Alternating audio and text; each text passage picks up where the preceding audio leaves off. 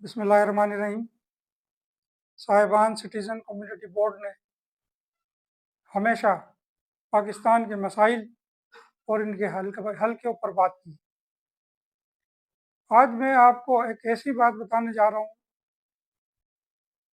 جس پر عمل کر ہم نہ صرف کراچی بلکہ پورے پاکستان کے مسائل حل کر سکتے ہیں، اور وہ خواب جو پاکستان بننے سے پہلے شہداء کی جد و جہد میں جو ہلاکتیں ہوئی، اس خواب کو ہم پورا کر سکیں گے اور یہاں پر اسلامی نظام لا سکیں گے۔ جو بات میں کہنا چاہ رہا ہوں وہ یہ ہے، حی علی الصلاح، حی علی الصلاح، حی علی الفلاح، حی علی الفلاح، آؤ نماز کی طرف، آؤ کامیابی کی طرف۔ جیسے کہ آپ کے علم میں ہے کہ نماز جنت کی کنجی اور دنیا اور آخرت میں کامیابی کا ذریعہ ہے، لیکن کب اس کو ذرا سمجھ لیا جائے تو میں سمجھتا ہوں کہ دنیا جنت بھی، پاکستان جو ہے وہ شہید شہداء کی جو خوابوں کی تعبیر ہے اس کے ساتھ جنت بن سکتا ہے۔ معزز سامعین، یہ بات جان لیجئے کہ جس طرح اللہ تعالیٰ چاہتا ہے نماز پڑھنے کا، اس کے حکم کے مطابق نماز پڑھنا ضروری ہے۔ قرآن میں اللہ تعالیٰ حکم دیتا ہے، نہ جاؤ نماز کی طرف، نہ بھٹکو نماز کی طرف، نہ پڑھو نماز جب تم نشے کی حالت میں۔ اور آگے کہتا ہے،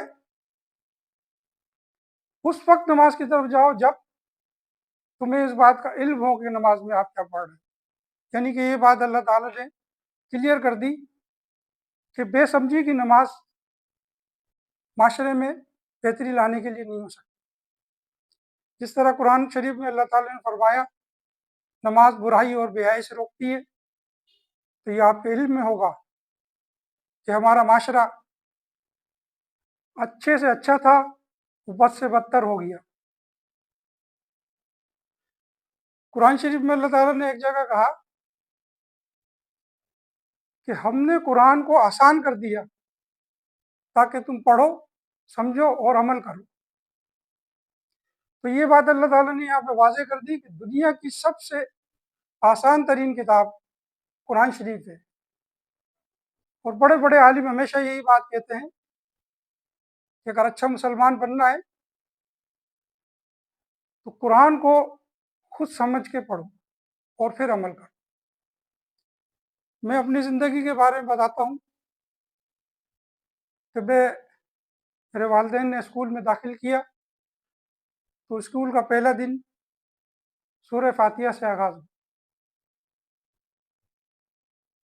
50 سال صرف اس 2 لفظ کو سمجھنے میں مجھے لگے ہیں کہ جس میں بار بار اللہ تعالیٰ کہتا ہے اور بار بار نمازیں پڑھتے ہیں کہ ان کے راستے پہ چلا دے جس پہ تیرا انعام ہو، نہ کہ ان کے جس پہ تیرا غضب ہو۔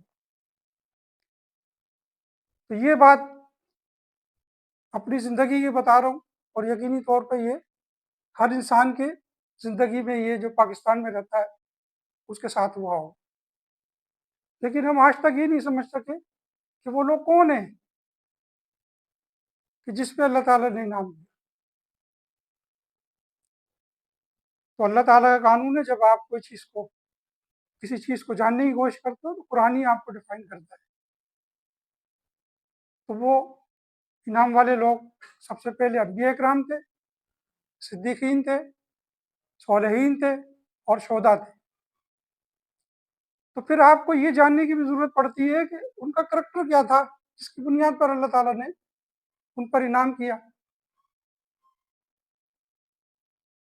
تو ان کا کریکٹر یہ تھا، سب سے پہلا کام کہ وہ سچے تھے، امانت میں خیانت نہیں کرتے تھے، جھوٹی گواہی نہیں دیتے تھے، ماں باپ کی نافرمانی نہیں کرتے تھے، ناپ تول میں ڈنڈی نہیں مارتے تھے، ذخیرہ اندوزی نہیں کرتے تھے، اور بالخصوص بھوکوں کو کھانا کھلاتے تھے۔ معاشرے سے غربت کا خاتمہ یہ قرآن کا چارٹر ہے، اور یہ قرآن کے وہ قانون ہیں اللہ تعالیٰ کے کہ جن کی معافی نہیں ہے۔ تو میں یہ بات آج کے اس لیکچر سے یہ بات سمجھانا چاہتا ہوں کہ جب تک ہم قرآن کو سمجھ کر نہیں پڑھیں گے اور پھر نماز میں جو ہم 48 مرتبہ دن میں پڑھتے ہیں، بار بار اللہ تعالیٰ سے کہتے ہیں کہ ہمیں ان کے راستے پہ چلا دے جس پہ تیرا انعام، نہ کہ ان کے جن پہ تیرا غضب ہو۔ تو یہ بات میں سمجھتا ہوں کہ آپ نے اچھی طریقے سے سمجھ لو کہ جب تک ہم اللہ تعالیٰ کے حکم کے مطابق نماز نہیں پڑھیں گے، ہم اس معاشرے سے برائیوں کو ختم نہیں کر سکتے۔